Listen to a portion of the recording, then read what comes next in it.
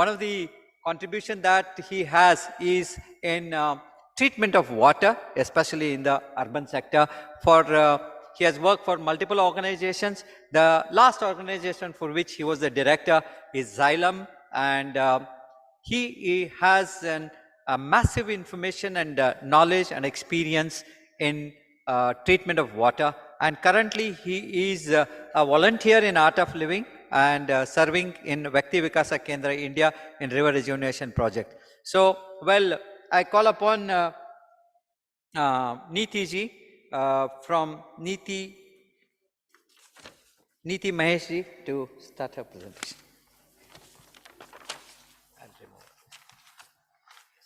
Thank you. Before you start, I think we have exactly 1 hour. It's 12 now. The session needs to end by 1 o'clock. So probably I request all the speakers to restrict this presentation time to 15 minutes so that we could take questions at the end of this session. There are actually 3 talks to be rendered. First, we'll start from Coorg in Kaveri. Then we go to Bangalore. We have the second speaker in Sri Ganesh Raj. And finally, we have Dr. G.V. Hegde, who's going to speak on Uttar Kannada. So there are 3 sessions listed. The 4th speaker is supposed to be online. Finally, at the end of the session, if he's still there, we will take him on. So now it's Neeti, 15 minutes, please. Thank you, Dr. Kusharappa. Firstly, I want to thank Dr. Kaveri and Dr. Lingaraju for giving me this opportunity to present here today. And of course, Dr. Kusharappa, who introduced me to Dr. Kaveri, where we met at the Forestry College. So I'm from an NGO called the Foundation for Rivers and Ecosystems. Our focus is river research and river conservation work. The first slide that you see there is from the Kaveri River in Coorg district. It's very close to the source of the Kaveri, and it's also the Dubari Reserve Forest. So that tree cover that you see there is very unique to this stretch of the river because it's the only protected stretch in the river where the protected area falls along the river. And then you also have the agroforest zone on one side. So this project started in 2015. I'm unable to.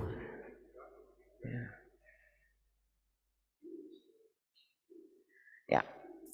So this project actually started in 2015, focusing on freshwater species of fish. We wanted to use freshwater species such as mahseer. How many of you here are familiar with mahseer fish? Anyone know about the mahseer fish? Not bad, there's 2 hands that went up. So they're some of the largest species of fish that you find in our rivers. And with freshwater fish species, we usually, there's this saying that it's out of sight and out of mind. And mahseer is one such species we know about because it's been protected for over 40 years. And the largest fish was actually found in Coorg district. It weighed about 63 kilos. That's quite a large fish, and it was estimated to be around 40 years old. But of course, these fish are highly threatened. There's 3 species of mahseer fish that you find in the Kaveri. There's Tor Kurdri, or the bluefin mahseer. There's the Tor Ramadevi, or the humpback mahseer, which is critically endangered. And in the smaller streams, you find the Wayanad mahseer. So we use mahseer fish as indicator species, just how we'd use tigers would be used for terrestrial landscapes. So they can give us an indicator of what's happening to the river if we study their ecology better. So to do this, we designed a radio telemetry study to just focus on the spatial ecology of the species of fish. And through telemetry, we wanted to find out what the habitat requirement of the fish was, and also looking at migration because they're migratory in nature, which means they need more space in the river to move up and down. And when we say space, we're also talking about protection because not much of our rivers are as well protected as forest areas are. They're highly threatened. I'm sure everyone here knows what the threats are, like dynamiting, especially for fish. It's dynamiting and poisoning of rivers and gill netting, which has wiped out large populations of marsupial species especially. And then, of course, we want to look at foraging and feeding behavior. So through the marsupial telemetry study and the habitat study that we did for that particular work, we had to do an assessment of the riparian habitat along the river. And the only place that could be done was the Dubare Reserve Forest. So what you see there is the forest on one side, on the right-hand side of the screen, and the agroforest zone on one side. So the agroforest zone in Coorg district has been highly altered and modified, and in most places you have coffee going right up to the riverbank. So the first steps we did was, of course, document native species of the trees that grow in the forest. And we also wanted to look at what was happening at the landscape at a larger scale. So we did a GIS analysis over a period of 20 years for this landscape from 2018 and then up to, 1998 up to 2018. And this was what it looked like in 1998. And as you can see, the pink that you see in this map is plantation area. So the plantation area has increased drastically over a period of 2 decades. And the land use was analyzed accordingly. So agriculture activity has gone up, and it covers an area of 132 square kilometers. This GIS analysis was done over 5 square kilometers of the river, spanning along 40 kilometers of the river. So the agriculture in that area went up to 132 square kilometers. Deciduous forest area reduced to 140 square kilometers.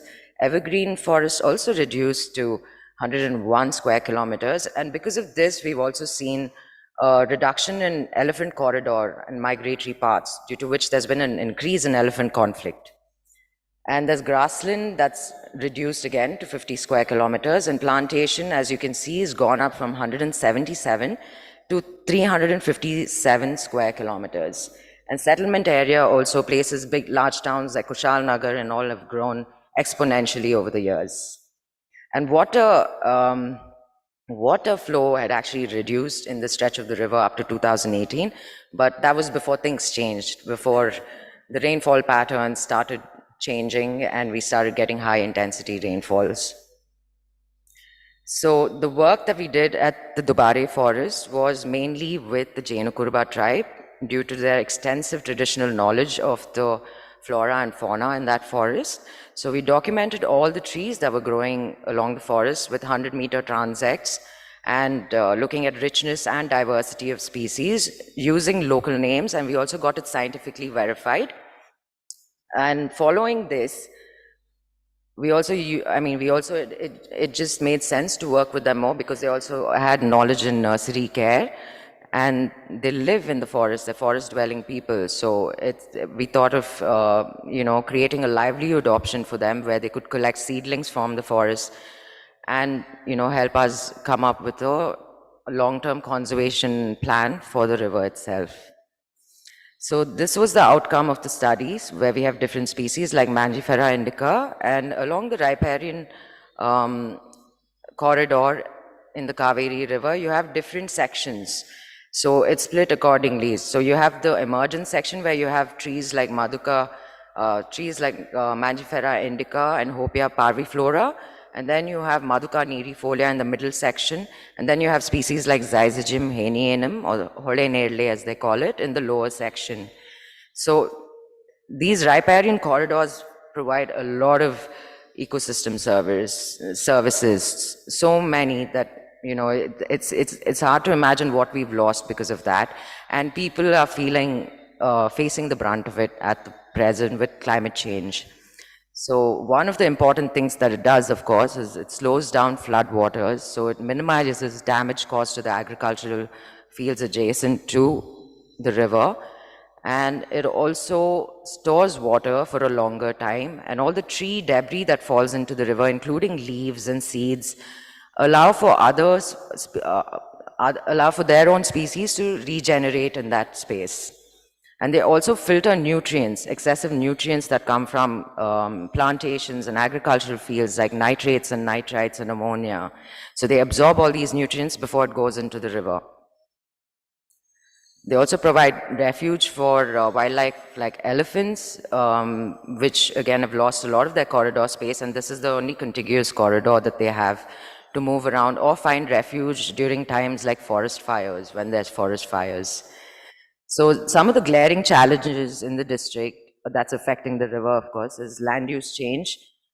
The increase in high intensity rainfall events since 2018. 2018, we got about 800 millimeters rainfall in about a week. And in 2019, it was much more. It was 1,000 millimeters of rainfall, when the average rainfall is 2,500 to 3,000 millimeters. And even the duration of rainfall has increased. The number of rainy days have increased in Coorg district. Like, for instance, this year it rained up to the month of November. So that's quite a long period. And then waste management has also been an issue. One of the steps we took as a conservation measure was, of course, to start a nursery. So we did that with the Jainakuruba tribals in one of their own households. So we currently have a nursery that with 10 species that we're giving out to planters. And we're also carrying out restoration efforts. So restoration efforts in flood affected areas, for instance, in 2018 and 2019, a lot of people lost their property, especially people who had built their houses right next to the river. So this was above the flood line. So the water went above the flood line, and we did some planting with the local government schools and other planters who lived in that area. And as a long-term conservation measure, we also published a field guide or a restoration guide in collaboration with the Forest Department to help people understand the importance of riparian corridors, and also to help them understand the species that grow in these riparian corridors, and ways to collect them, and also guidelines for planting these species.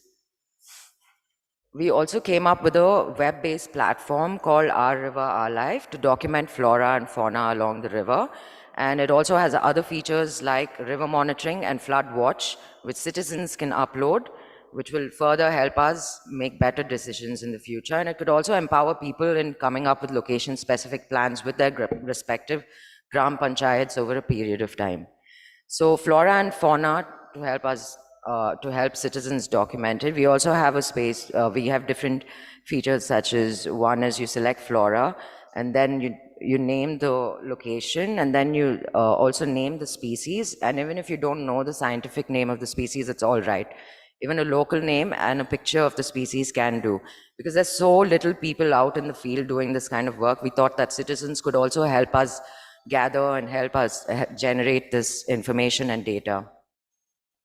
So the way forward for this initiative is to, of course, hold more meetings with local stakeholders. So that's the planters in Coorg and all the other people who live there along the river as well. Distribute the field guides and raise awareness on why it's important. And of course, after the flooding has begun in Coorg, a lot of farmers are asking for help, and they are asking for support from the Forest Department and other NGOs to help them plant trees along the river. But at the same time, there's no guidelines on how to do this. So that's where we've stepped in, and we're trying to, we're working as consultants with the government as well, and advising what species should be grown. And a budget was allocated from the government for nurseries work specifically for the year 2023. So hopefully this should help us develop a long-term plan for 5 to 10 years, because if we don't sustain this for 5 or 10 years, I don't think any sort of restoration work or climate, building climate resilience will be successful. Thank you. Thank you. Preeti, please begin. I think we have time for one or two quick questions before we invite the next speaker. So if there are any questions for Neeti, probably feel free to ask them.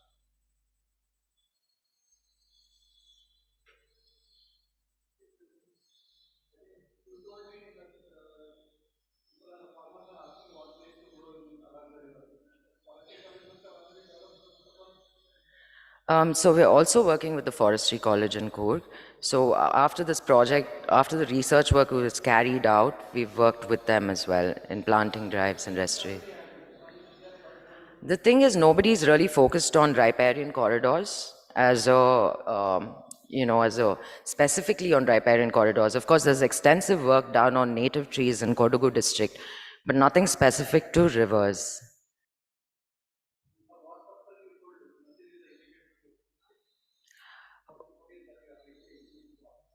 Well, they're extremely dependent on the river. They need highly oxygenated waters and a clean, unpolluted water.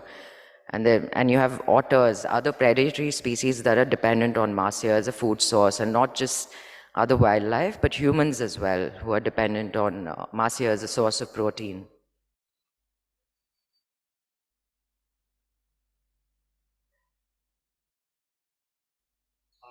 There are no further questions. What she's done is a small stretch of 14 kilometers. But Government of India has now come out with a detailed DPR for the entire river. So this is the model that we can showcase what she's done there for the Forest Department and other agencies, how restoration has to be done, how the restoration needs to be done, rather than going in for some just planting. It's totally a different ball game. The river restoration is a different ball game, and Niti's pioneering work and this 14 kilometer stretch will now provide the larger DPR of Government of India for Kaveri River restoration to be continued further. If there are no further questions, I would wish to invite Sri Ganesh Raj sir, please. Ganesh Raj happens to be a former the G-level scientist from ISRO. He has been working with Dr. Lingraj for a number of years now, and advisor to Vyakti Vikasa Kendra India on river rejuvenation.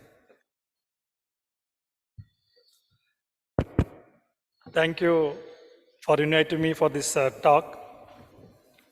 Respected chairman and rapporteurs and my earlier speaker and distinguished delegates. Some are, of course, my good friends for a long time. I would like to talk about the planned project on peri-urban watershed, which our Dr. Lingaraju is very fond of carrying out. So before that, of course, this is basically a work with the Lingaraju and his team, and I am with them. Basically, they will be carrying out this work for maybe next 1 or 2 years to come out with proper plan so that how we can sustain our urban areas. Next slide, please.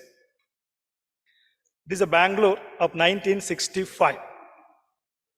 Bangalore, you all know very well, more than 500 years old. It was very small, and we did a study from ISRO. From 1900, how it has grown.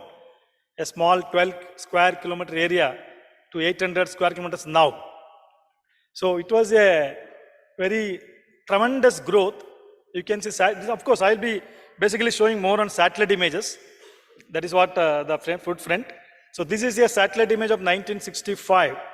Satellite called Corona, not virus. It is an American satellite. Data is freely available now. Next slide, please. You see, again, in 10 years, it has grown. The center portion is the urban area. I don't know slide is visible properly or not. So blue area is urban, that one. Next slide. See again, 84, it has further increased. Again, next slide. 96, further. Go ahead. 15, you see how big it became. 17, further. 23, you see now it's so big. 8 and around 740 square kilometers as per BBMP area. But actually it is more than 850 square kilometers, the peripheral areas, which is not included under BBMP. Even we are not part of BBMP here. We are sitting here. So what is the impact of this? Next slide. See, we have done a study in our regional center, where I was heading that center. 2006 to 2019, we lost 4% of trees. I'm not telling other thing, trees alone. Thanks to 1,400 parks, including Kabban Park, Lal Bagh, and institutions like IISc or Bangalore University or even ISRO defense, we have still 26% trees remaining in Bangalore. It will remain. But we lost urban area, fourfold increase. We have lost a lot of lakes. I will show you next. So this is the, I will not show further, I will not go more details. This is available, made to you. You can go through. Next, please. What happens? No, next you go. Bangalore is drained by two major rivers. Arkavati. What happened? Slide has changed. I think you have to go to Kurg. I will go to Kurg, no problem. Yeah. So this is Bangalore drained by two rivers, Arkavati and Dakshina Pinakini. Arkavati joins Kaveri. Dakshina Pinakini goes, it becomes Pennair. The right side is Dakshina Pinakini, left side is Arkavati. No, please go to slide, please. Yeah. So we have two prominent river systems. Basically, it's a dry river system. And there we have three main valleys. One is Ebbal Valley, other one is Koramangala Challagatta, and third one is Rishabhavati. We are now standing in Rishabhavati Valley. Next, please. Yeah, this is the 3D model, digital elevation model. Fortunately, Bangalore is on a plateau, elevated area. Water drains off. You can clearly see. That's why for even we are trying to ruin further. Even though nature doesn't allow it, we are making it. How it, I will show you. Next. This is an exam study we did for Karnataka Lake Conservation and Development Authority. From 65 to 2017, what are the changes? Next. This is an example. In 17, we mapped a lot of things. Next slide. This you see, you can read here, we lost 431 kilometer length of streams in Bangalore and surrounding area. That's why there's a flood. Every time there is a 5 mm rainfall also. We lost 132 lakes also. This total Bangalore. Next, please. This Bangalore city and surroundings. We lost 87 lakes. Okay, fortunately 10 lakes have been constructed newly. That is mainly in Bannaghatta National Park area. So we have lost around 325 square kilometer area, kilometer length of streams also. Result, next. This is the main core area we lost more. Next, please. This is the result. Rainbow, all might have read about in newspaper. Rainbow becomes rain go. It was flooded like anything. 2002, how it was? You see, Alanaikanal Lake, very sparsely built. 22, you see now? Next slide. Totally built. Where water will go? It will come to your house. Nature should be respected. Like Joshimath, what is happening today. If you don't respect, it will teach lesson. Harsh way. Crores of worth houses are gone. Next, please. JP Nagar fourth phase. The entire Linganayakanalli or JP Nagar fourth phase lake is JP Nagar fourth phase now. Again flooding. Madiwala backside. Next, please. See, 22, totally built. Even streams have been altered, leveled. Next. Belandur region. You can see in 2002, what is the built up area, all those things less. Next. Totally built. That's why eco space, Espelon layout, everything was flooded this year. Heavy rainfall. And many areas, water level has come up so much now, there are water stagnation in basements, in apartments. Many areas, they're not able to drain it out. A thick soil column is there, which is around 80 to 100 feet in those regions. It's a thick valley, good valley region. Subhash Chandra others, they know very well. So that is the reason why it is coming up. Next, this is Rishabhavati Valley, one more study we did. What we lost? We lost lakes, we lost streams. This is similarly we done study for entire Bangalore. Next, number I will not read, you can see yourself, total loss is there. Next. So this made us to think, especially Dr. Lingaraj must thank, that we should now plan for peri-urban watersheds. Not to have the devastating impact what we had earlier in the city. So we have taken Suvarnamukhi watershed. Currently it has only 30% Bangalore part is in Suvarnamukhi, the northern post. But fortunately, other part still not urbanized. We have good forest area, we have good agriculture area, lakes also. So our plan is to see how we can conserve this peri-urban watershed. It can be a model which can be repeated. Bangalore has around 12 peri-urban watersheds surrounding like this. So if you are able to come up with a plan of action with all stakeholders, we'll be able to repeat in other places also. Next, please. This again, characteristics I highlighted. Of course, next, please. So, in 280 square kilometer area, 74 kilometers the length of the stream, and it starts from Jambu Savari Dinne and even Kembatalli, as well as from Bannagata National Park. It comes from there, and Turali Forest also. Then we have 63 micro watersheds, water bodies 253, villages 81, Gram Panchayats 21, and we have 4 taluks it covers: Bangalore South, Ramnagara, Kanakapura, and Anekal. And districts, 2 districts, Bangalore Urban and Ramnagara. But BBMP, there are wards like Anjanapura, Chunchagatta, all these areas also cover. Chunchagatta maximum and Anjanapura, otherwise other small portion in these areas. Next, please. So what is the real problem now? Whether history may repeat, that's what my question. Because all those areas, if you visit Konanagunte or Chunchagatta, all those areas, it has become again totally built. Rapid urbanization, it's happening. Then we have waste problem. Liquid and solid waste disposal is a problem. Then comes, and solid waste dumped indiscriminately everywhere. Loss of trees for vegetation is happening. I will show some examples. Choking of streams and remodeling, leveling of streams, causing floods. Then increase in impervious areas, means road, concretization is increasing, water is not entering. And lack of systematic disposal or management of waste is the real problem in this area. Maybe many other problems, I listed few. Next. What we want to do, our team want to do a land use, land cover map. Our team is already on the job. For last 20 years, how it is, and what is the current land use, land cover. Then stream network and water bodies map, slope and soil. Soil is very important. Then geology and structural mapping, geomorphology, groundwater, pervious area mapping, open area, as I told you earlier, roads, all those things. Collection of data on water bodies and fauna, flora, quality, all those things we want. And again, collection of data on population, settlement type, industries, institutes. Satellite data provides you information from satellite itself about different types of settlements.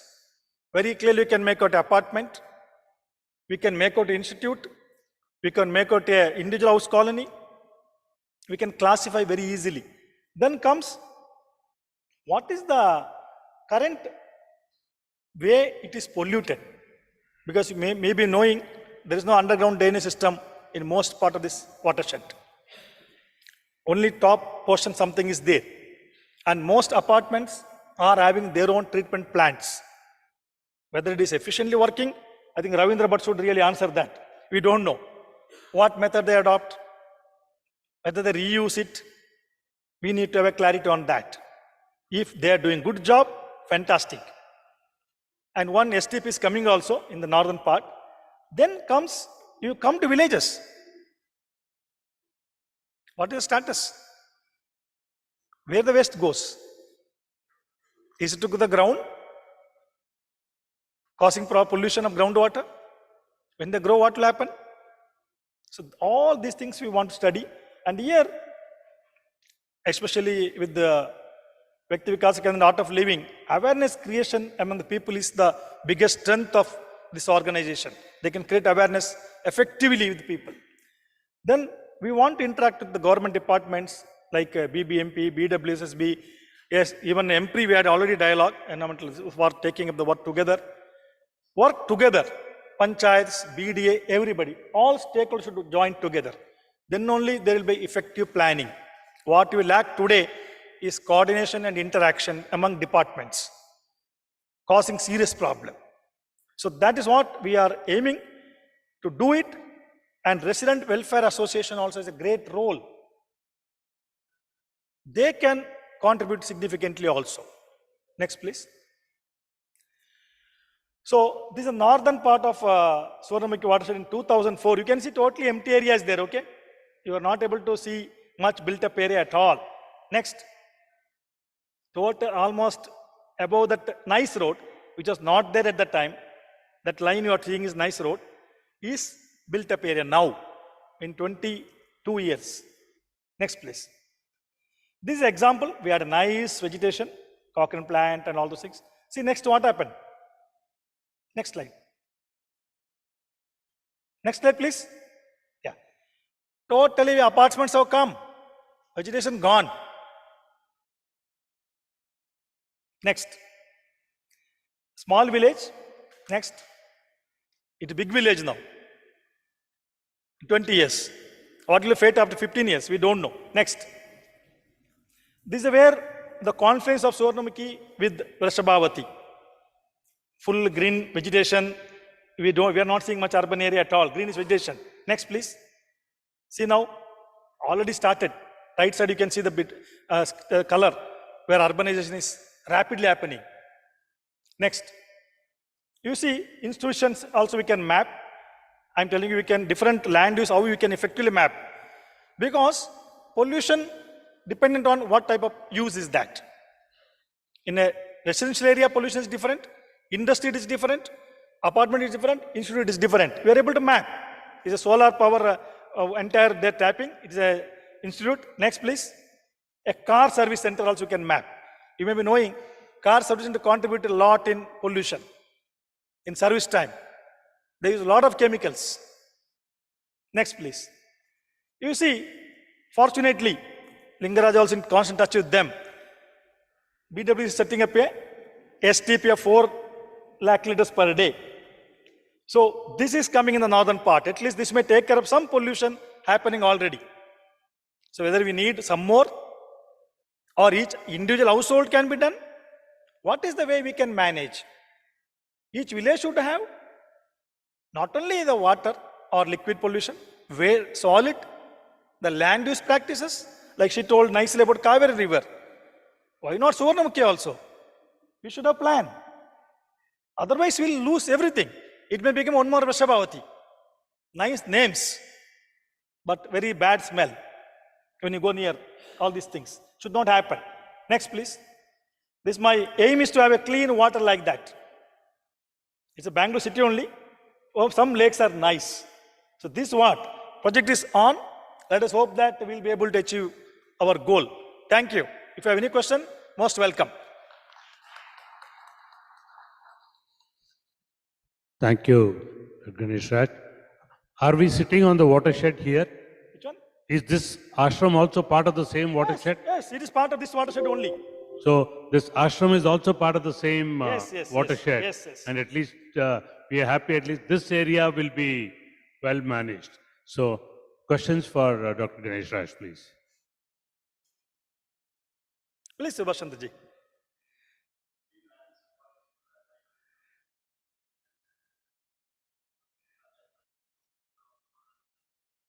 More than three decades, yeah.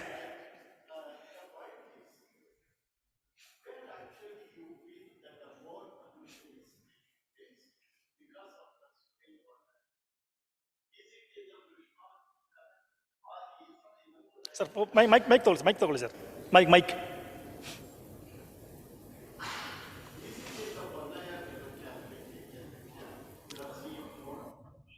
Sir, it's a good point for discussion. I want your question to be heard by everybody. Yeah. Yeah, please, yeah.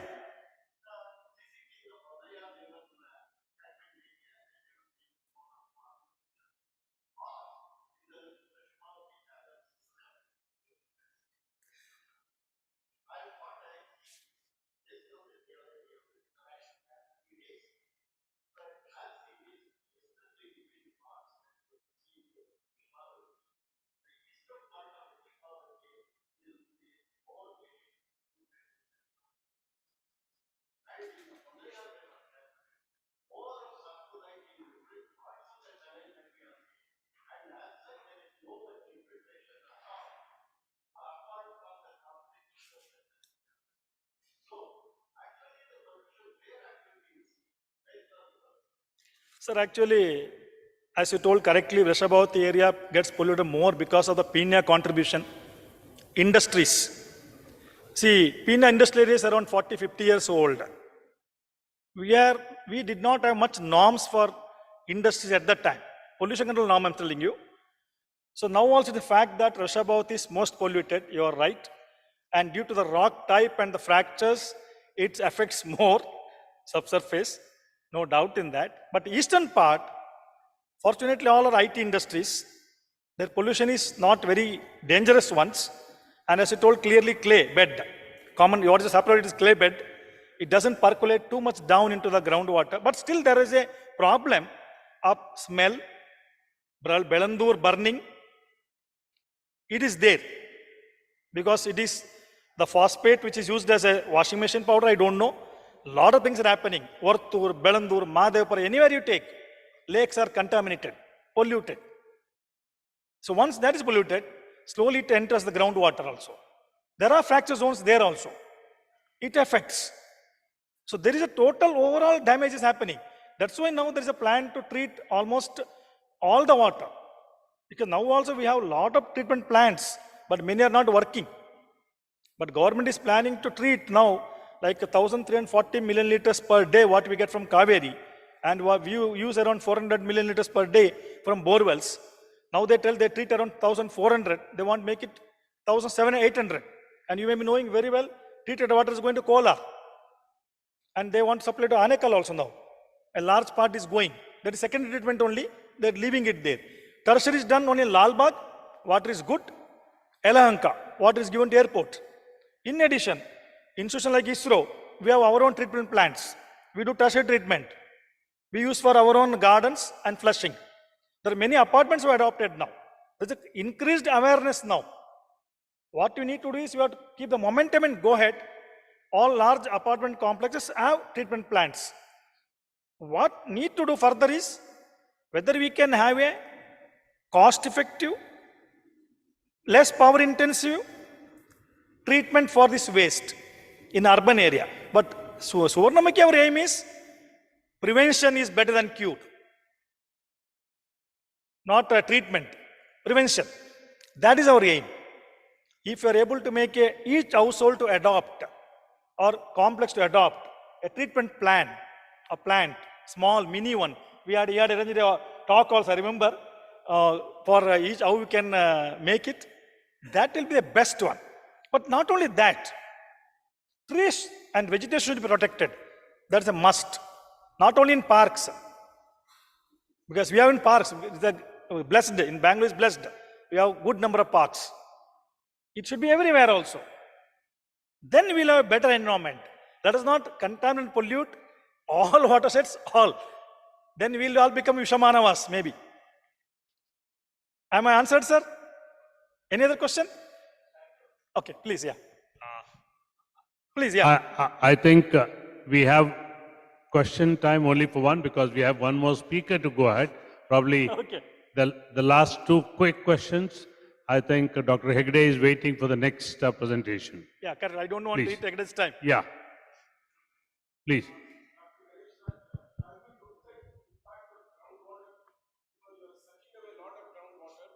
What is it doing? It is done to the aquifers, neighboring Sir, actually, we are not focused on that now. Groundwater, of course, my friend Surya Narayan and the team now done excellent work for Bangalore. And I think groundwater department of Mines and Geologists have done that. We are not looked into that, sir. We are not looked into. Surya can answer if required further. Yeah.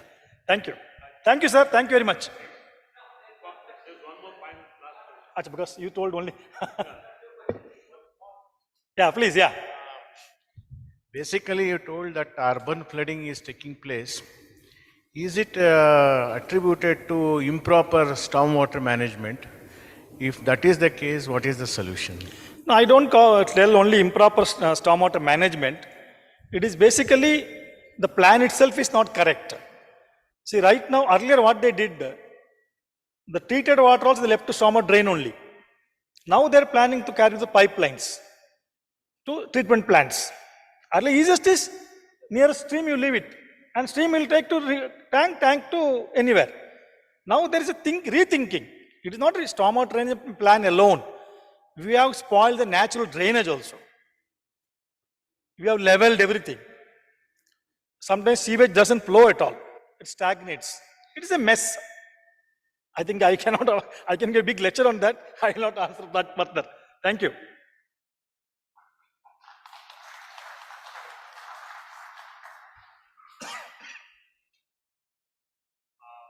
Thank you, Dr. Raj. I think there must be a lot more questions. For lunch, you can speak more. And now, I would wish to invite the last speaker. I would wish to know whether there is this online. No. GV Hegde. GV Hegde. GV Hegde. GV Hegde. The online speaker is there. He So will Dr. join. Vijay will be the last one. Yeah. Thank you, sir. Please.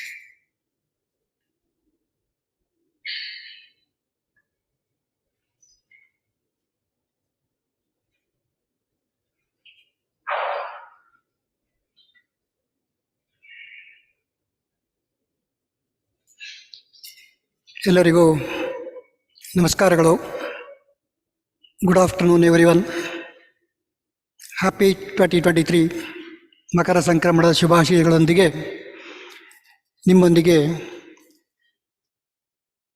Respected chairman, rapporteurs, the speakers, learned audience and my dear friends, I would like to share for the next few minutes on Beti and Aganashini west flowing river systems and its diversion of water from west to east. On this topic, we are all aware our civilization has developed along the water bodies. We couldn't survive when there is no water. We also couldn't survive when there is more water. Both the situations we are facing, under such circumstances, probably it is timely to discuss about climate resilient riverine ecosystem with our indigenous knowledge and modern approaches, how we can address these problems. In short, from a very remote area from here, around 400 kilometers from here, I will take you to Western Ghats, that to the place where I have born and brought up. See, when we speak about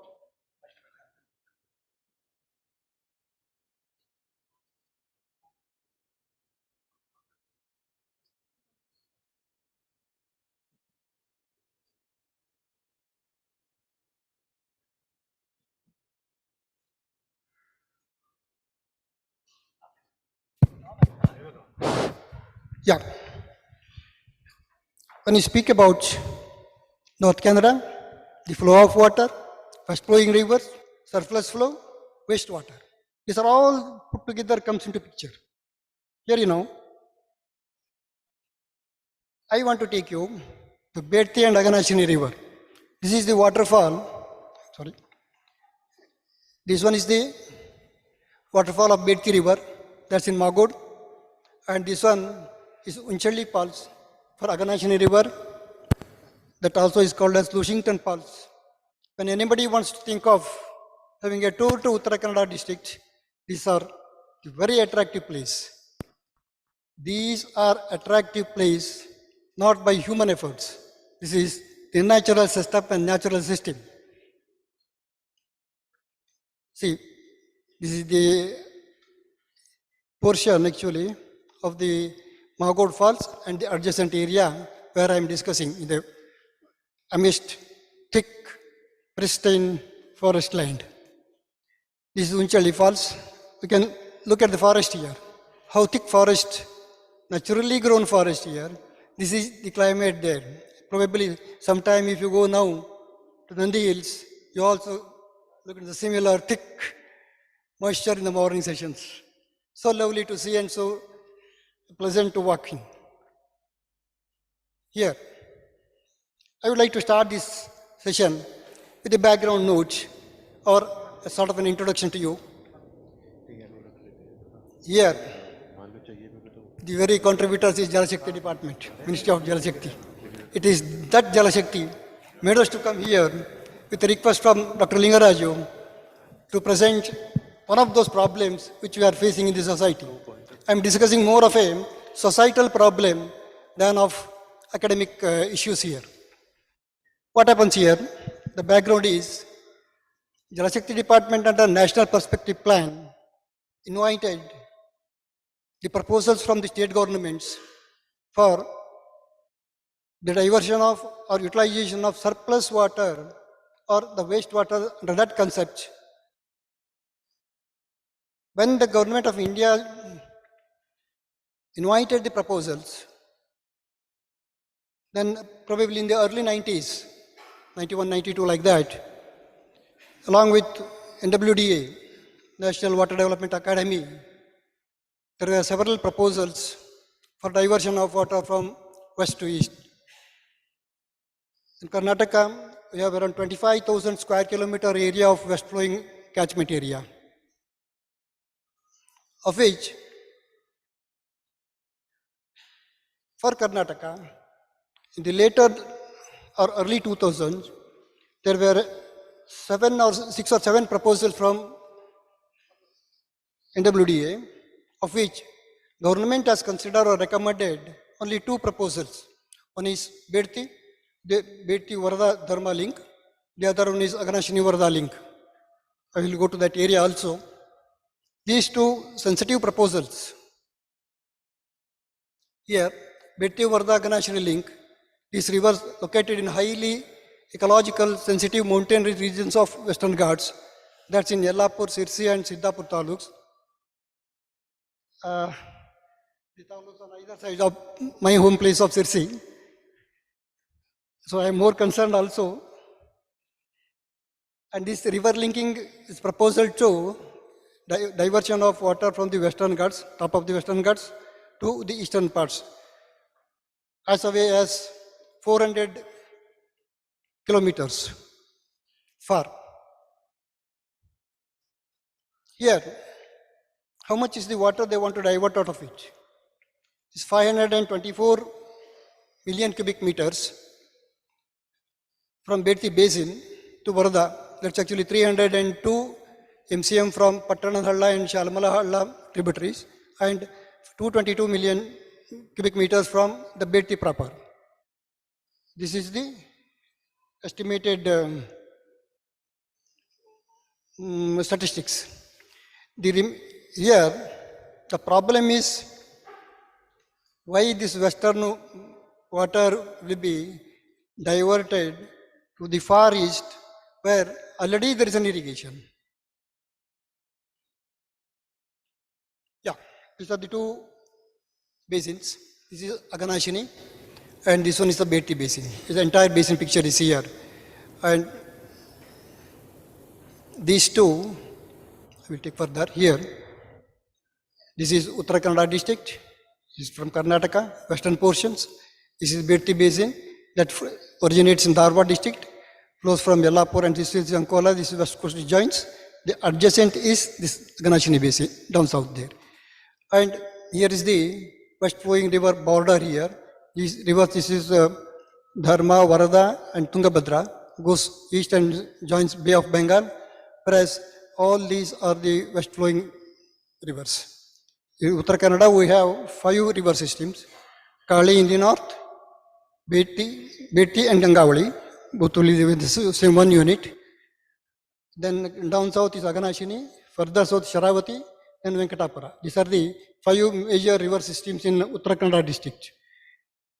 When this diversion of river water came into picture from north to south, Kali, then Gangavali Bedti, Aganashini.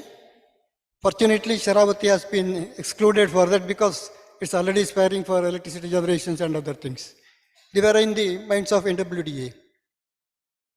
I will discuss the other functions also. Here, the proposal of NWDA earlier 1990, 92, that was objected or opposed by the local people. Then for some time it was quiet. Then when the issue was discussed in the 2021 budget session, the then Chief Minister allocated around 2,000 plus crores of rupees for that project to happen. First, the Bedti river water to divert to Varda river, further to Tungabhadra, and further to Koppal district for irrigation. Essentially, that was for irrigation, but for meeting drinking water requirement along the way for some villages. How it was done means, this is Bedti river basin. Here is this Ramanaguli. The dam was proposed here, one thing. The here from one, it will be diverted from here to this river and further north. This is the total, this Tungabhadra dam. They want to divert this water from here and then further irrigation this side. These are all the same. And here our study is mainly field evidences based on the donor basin and the Tungabhadra basin also. Subhash Chandra has extensively carried work in Tungabhadra in the earlier time of his service in the department. And since I being the person from the donor basin itself, since birth, I know the leaves, trees, bushes, soil and rocks of that area very well. And we also have worked out on groundwater management of that area also. And we are doing it. We have not yet stopped it actually. Yeah, these are our publications. Since 2019 or 18, when this heat generated in the area for diversion of this water, we have been writing to the paper also. We are sharing our knowledge for the benefit of the society. This is for Aganashini River. This was the local publication. This is another publication in Prajavani. This is another location for this Bedti, this one. Not only that, we have contributed our knowledge in that ill-conceived projects. It could be disaster in Aganashini ecosystem, that was in Deccan Herald. Then it is in the Down to Earth recent publication, why Bedti Varda River Link project is not technically feasible. We have given our technical input already in those publications. To discuss here, the district has already spared its space, its forest, its land for the developmental work of the nation. And in the process, it has already lost. This is the study carried out by Indian Institute of Science, Dr. T.V. Ramachandra and group, that reveals Uttara Kannada district in 1973, the total forest cover was 74%. In 2018, it has been reduced or declined to 48%. Similarly, the evergreen forest in the district, 56%, reduced to 25%. Coming to the Aganashini Basin alone, in 73, total forest cover in 73 was 86%, whereas in 2018 it is 51%. Whereas evergreen forest there in the Aganashini Basin alone, 72 to 24% reduction is reported. But if you look into any textbooks even today, they say Uttara Kannada district is having 80% of the forest. Where is that 80%? The scientific knowledge very clearly reflects a lot of reduction in the forest cover is already there. On one side we say, we need to protect, we need to develop, we have to conserve the forest. The other side, we say the developmental activities consume a lot of forest land for different activities. This is, I think, it's a very alarming figure that is going on there. And here, latest some of these proposals are this one actually. These are all the earlier proposals for hydroelectric projects, Kaiga project, cultivation, settlement, illegal encroachment. All these consumed a lot of forest land, forest cover, forest wealth also. Here, latest the project is Bedti and Aganashini River. Varda is a tributary of Tungabhadra, which is further joins the Krishna basin. This is a project there, linking project under the conception of surplus water and the water being wasted. Under this particular principle, everything is evolved here. All these projects since 1990, NWDA, if it says that there is a surplus water, if anyone here says water flowing from Western Ghats to the Arabian Sea is surplus, there is no reason to protect it and defend it. Because as I have a right for a safe drinking water, every creature in the nature also have a right to receive what it certainly needs it. This is not been provided by you and me. It is provided by the nature. This is nature's arrangement. We do not have right to question the right of the rivers. West flowing river is the right of the west flowing river. It is in nature's distribution. If you do not want to disturb it, tomorrow we may say another Joshimat, where our artificial anthropological activities today have made the entire village to be shifted from there. Probably not sufficiently created the, what we call, rehabilitation to them with security to their life and other things. This is what mindless, unscientific, not feasible project proposals will create tomorrow. Our own children probably will cry or blame us or curse us for what we discuss and think or what we think is right in the name of the development. Our study is focused on actually data collection and evaluation of that one and the adverse impact of all these activities. Here, some of the similarities we have brought out between these two basins, Birti and Aganashini. There are several similarities. There are some dissimilarities between the two Nolar basins, Birti basin and then Aganashini river basin. Then the other one is dissimilarities between these two Nolar basins. The dissimilarities there is only Birti river is originating in Dharwad and then flows to Uttara Kannada district and joins Arabian Sea, whereas this Aganashini is a small river basin which generates within the district. And I would like to tell you, probably Aganashini river is the only river or one of the only rivers in the, not only in India, but globally, one of the most undammed rivers in the country. It is not yet dammed at all, but our eagle eyes are looking at that also, because why we should leave it like that? Let's have that also to our folder of anthropological further developments. Here, our discussion finds some of these important points there. The flow of these two rivers system amidst deep valleys, gorges, rapids, cascades, waterfalls, deep precipices of varying heights there. It is in the ecologically very sensitive, most important Western Ghats region. The tampering of this flow system of these reefs impair the climatological, geomorphological, and geohydrological setup, which has a unique role in the hydrological cycle of the coastal western and the eastern plains.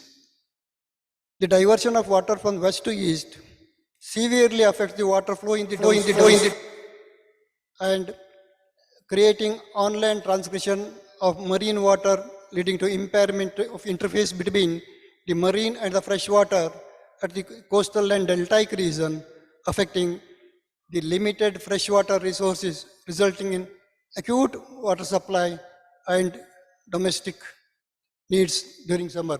If anybody says water that's flowing in the monsoon period in the Western Ghats rivers is a waste, the other part of the year there, since our Western Ghats rivers, most of them are rain dependent, they flow only for 3 months, July, August and September. But as the rain recedes, the flow in these rivers also recedes. And in summer, many of these rivers, particularly the Bedti, if you go to Bedti River, that where it joins the Western Ghats portion from Dharwad, even in February there won't be water at all. And that Bedti today will not be able to suffice the needs of a small town, Yellapur, for drinking water supplies. As Dr. Ganeshwar has already rightly pointed out, we have, with our anthropogenic activities, spoiled most of our surface water bodies, essentially the rivers. Rivers are our lovely places to discharge our human wastes, sewages, and solid waste to at many places. We have spoiled them. If you have a very few good rivers, why do you still want to spoil them? Is the concern of ours. There will be impacts on the groundwater availability also. Blocking of water flow, river affects the thousands of families dwelling on the banks of the downstream and coastal zones. There will be severe impact on the fauna, flora along the river course and its estuaries. Illi estuaries bandaga, as far as the estuary is concerned, even we were also not so much of seriously considering earlier small creatures, not only the fish, not only for the sand mining and mangroves, and total life cycle that will be affected if that flow is stopped or reduced. Essentially there, at the contact portions or estuary part, if this flow in the regular flow, the natural flow in the river system from the upper Ghats is reduced or blocked, there will be every possibilities of seawater intrusion or encroachment, as we are encroaching here. The timings also.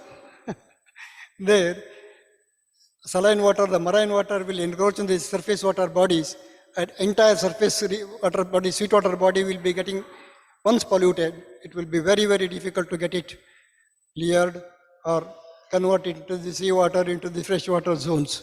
That's the biggest problem that we will be facing tomorrow. The tampering of the natural Western Ghats system will bring the large-scale disaster also. And on the other hand, what will happen the other way?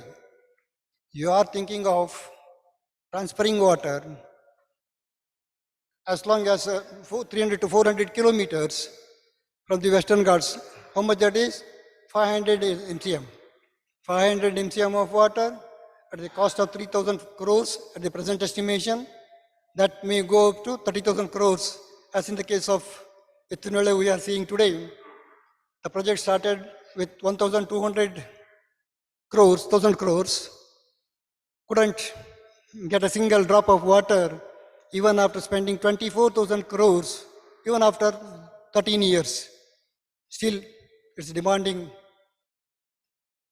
not water to the demanding public, but only the budgetary expenditure. We don't know when we will be able to really satisfy that. With no water available, with the estimated 24 TMC of water is not available at that spot at all.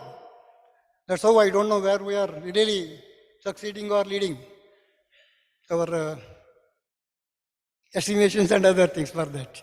Yeah, this is the landslide map. These landslide studies have been carried out in the Aganashini Basin.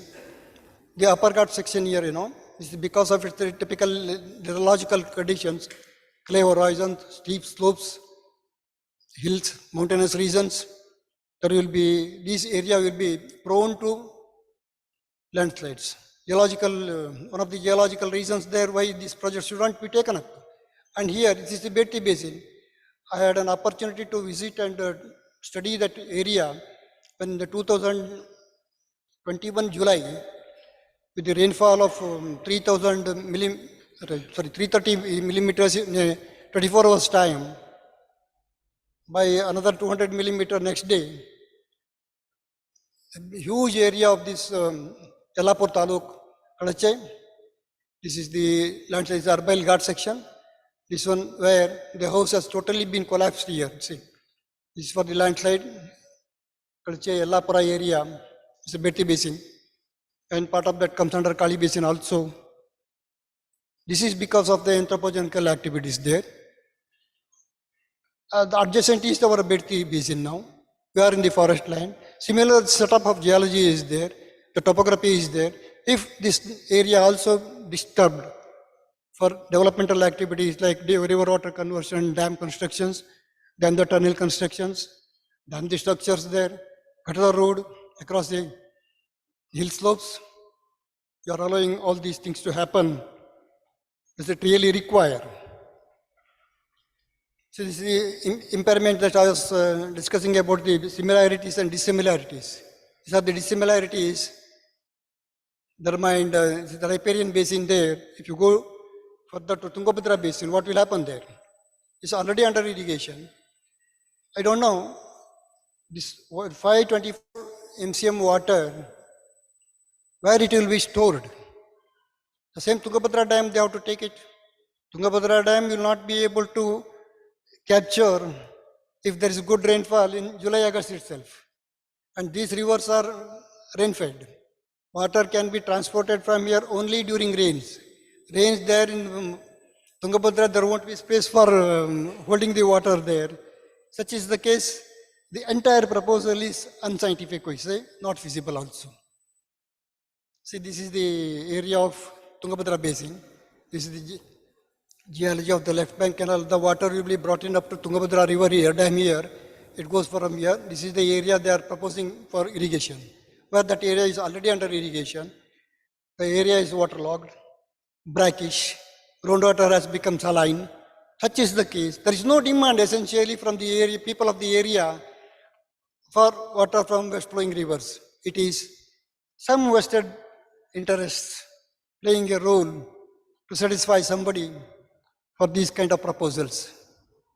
See, it's a real example as I was telling you. It is the case of ethanol itself. This is a reported article in Down to Earth last year. After 22,000 crore rupees, the end of the pipeline, we don't have water. But unfortunately, in March 2022, kilometer length tunnel has been collapsed. That only signifies our engineering capacity and the structures. And this is here the people have protested for that, the local people. Is there any value with us today for the public voice? This is unscientific proposal which this Betty Aganashini project also similar to like that. This is unscientific. In this Western Ghats, I'm sorry. This is unscientific because it's a very sensitive area. Construction of any activity like that particularly that's a structurally controlled valley. If anybody takes up any work like that in that area, it will lead to another landslides and other things or other catastrophic activities. This DPR,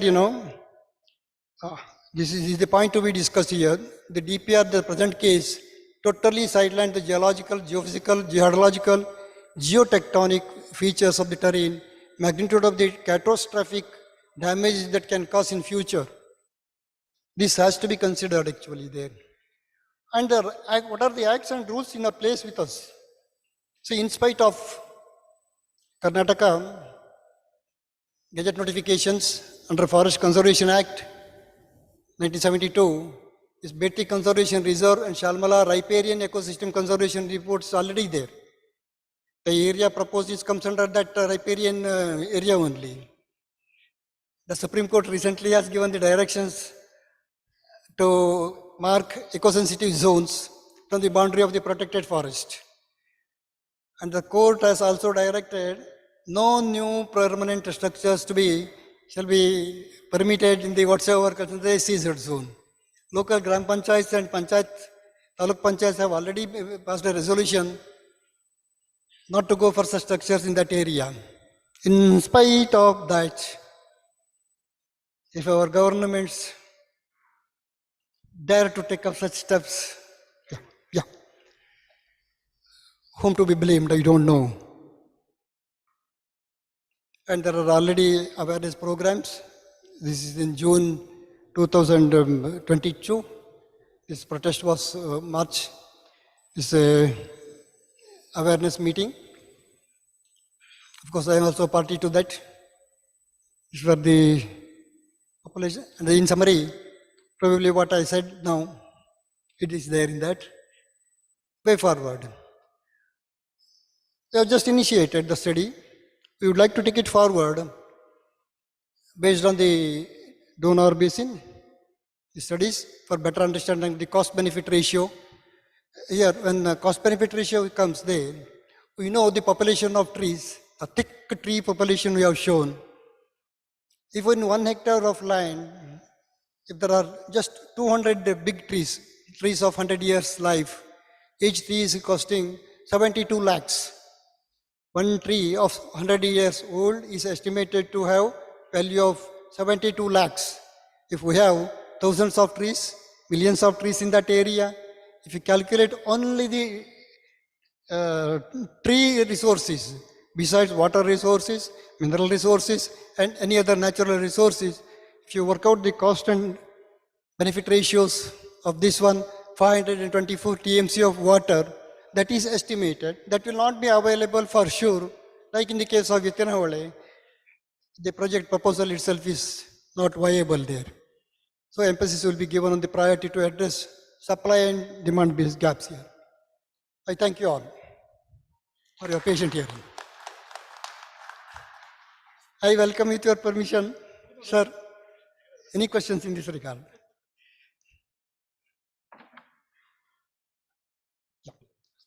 Thank you, Dr. Hegde, for a very elaborate presentation. I think we can take one question. I think the rest of the questions can be moved over lunch, where we can discuss more and come back. Please. Please. I have two small questions. One is the difference between the total forest cover and the evergreen forest cover, changes that has happened over a period of time. I was wondering, what is the reason? Is it because of the plantations or any other reason?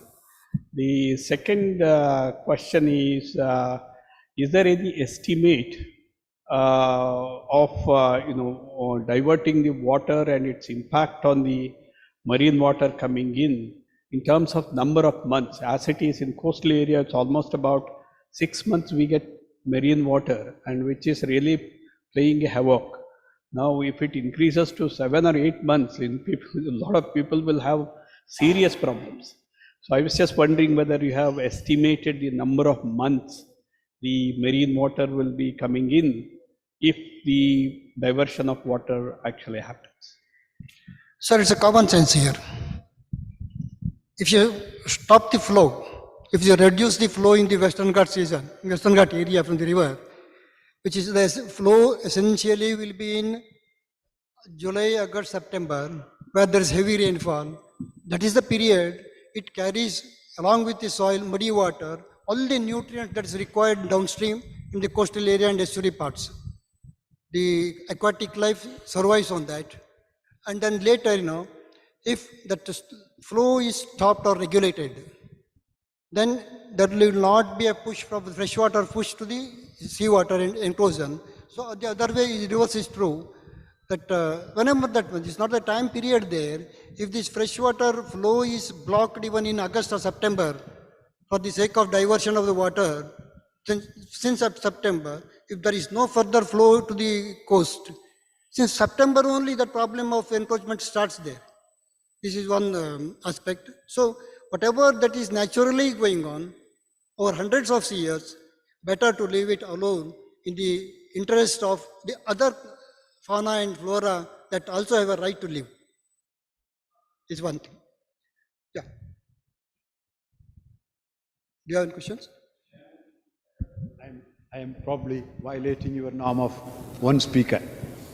Questions. I just wanted to only tell you, because I am Krishnamurthy from the Geological Society of India, And my former predecessor, the late Saukar, is a champion, whatever the passionate appeal by Hegde not to divert any rivers, whereas equally passionate to divert the rivers was Saukar.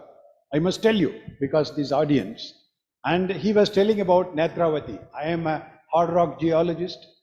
I know fairly very little of all the water related geology, but I have been introduced into the water matters seriously by him.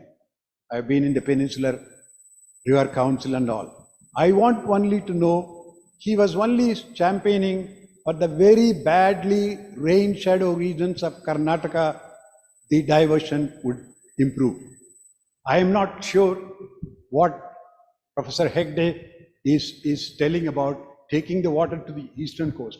I don't think that was the problem, or even to the Tungabhadra Dam, I think. I do not know. So I would like to please enlighten a few non-specialists in this area of diversion, particularly Netravati. He was always telling Netravati, Netravati.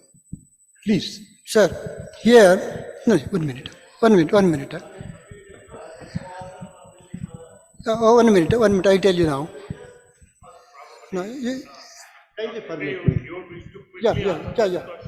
Here, we are referring only to the Western Ghat rivers diversion to the east. If there is a Malaprabha river to be joined to Tungabhadra of a similar elevation without harming the ecosystem and biodiversity, there won't be any problem at all. That should be done. We also advocate for such kind of this one. If it is in a similar elevation, here, we want to pump water from 300 meters to 600 to 700 meters by investing so much of energy. Like in the case of Kaveri, for example, we are lifting water to 500 feet to Bengaluru, and then we are using it the reverse way. Rather, if there is a similar elevation or altitude, that would be fantastic. Rather, we advocate here, even in the case of Uttara Kannada district, there are lakhs of hectares of land for irrigation, wasteland, or that can be cultivated without any pumping. It's a, for example, that 600 meter is the Bedti river top there, 300 meter or 100 meter is the coastal zone, or even less than that. In between, if you have a small barrage and you can pass on the same contour, so much of acres can be irrigated without investing so much of money at all, without affecting the ecosystem, without affecting the environment there. It is possible. We go for that. For the objection's sake, we are not objecting it at all. It is for the conservation. It is for the pristine forest land to be protected, or fauna, flora to be protected. I am sure all of us will join in the movement to protect our environment and biodiversity. Thank you. Hello, Dr. Krishnamurthy. I am here for your, I am answering for your question, just further to what Dr. Hegde has told. The point is, if you look into the type of catchment in these Western Ghats zones, the more you come towards the east, the rainfall is just around 1,000 to 1,500 or 2,000 millimeter rainfall, with a vast catchment in that.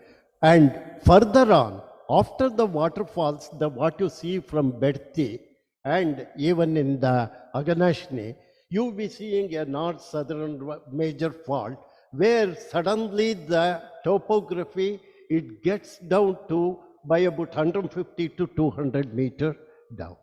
So where actually they want to pump out the water or catch the water and divert it onto the east, that is the point. It is only around 1,000 to 1,500 millimeter catchment zone. The proposals have come up, if I'm correct. Dr. Ganeshwaraj, you agree with my point? Yes.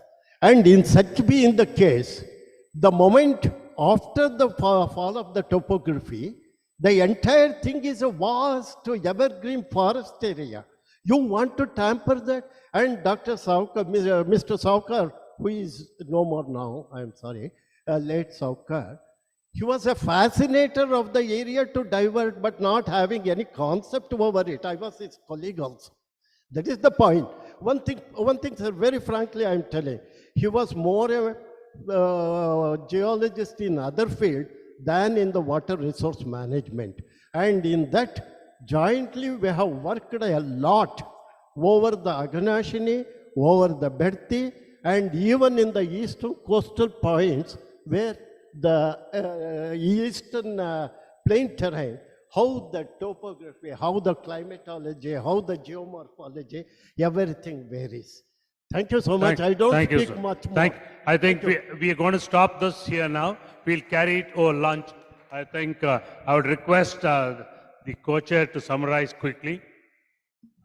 Thank you, Chair.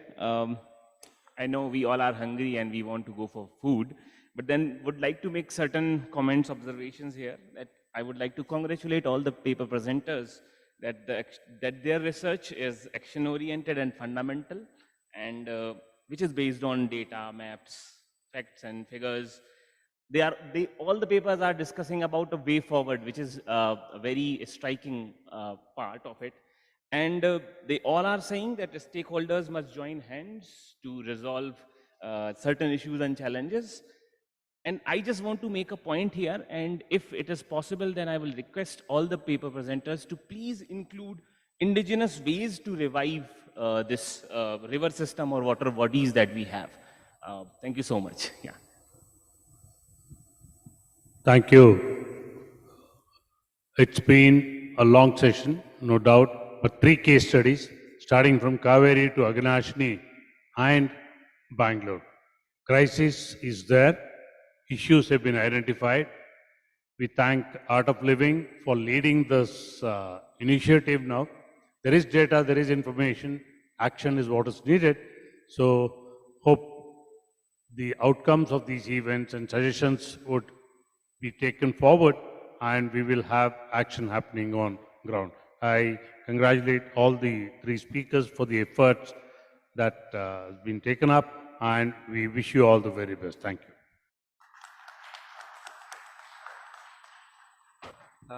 Thank you very much, the chairperson, Dr. Kushalappaji, and as well all the rapporteurs, Charu Ratna Dubeji and Ravindra Bhattji.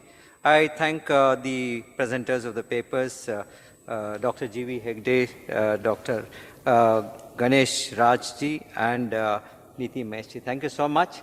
You have contributed. Your research findings will be very helpful for us to go forward. Now, I request Pandeyji to honor our chairman. Please come.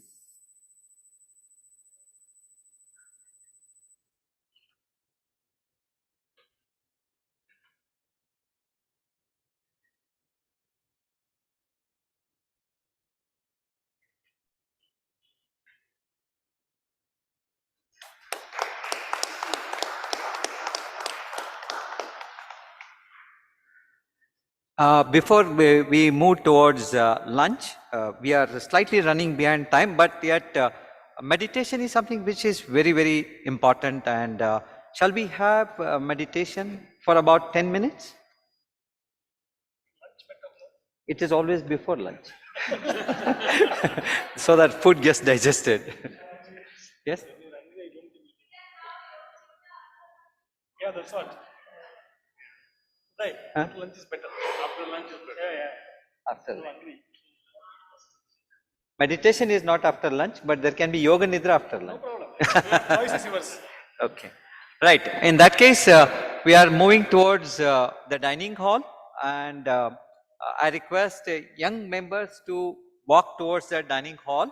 I request Atreya to take that lead of youngsters, and senior people, we have arranged a vehicle from Secretariat, that's Kashyap, where Ganesha idol is there.